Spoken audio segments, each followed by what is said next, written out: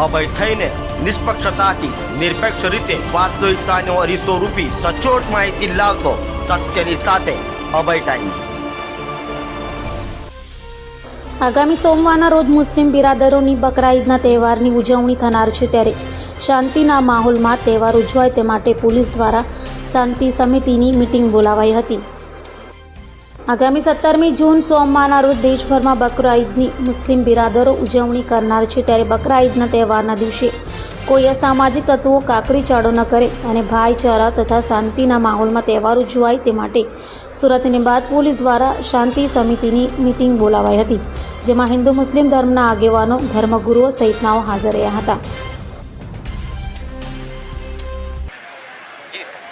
આવતા 17 જૂનમાં બકરી ઈદના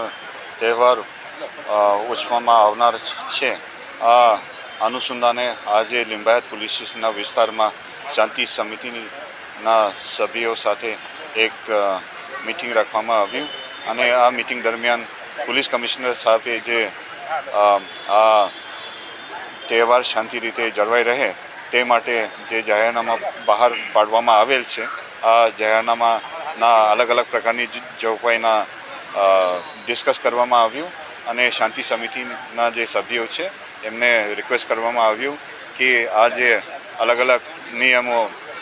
જાહેર કરવામાં આવે છે આ છેક સુધી પબ્લિક સુધી પહોંચવામાં આવે અને આ સારી રીતે પાલન કરવામાં આવે અને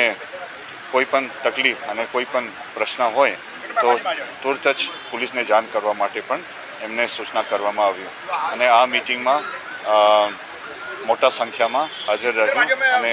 સારી રીતે મીટિંગ પૂરા કરવામાં આવ્યું। Thank you.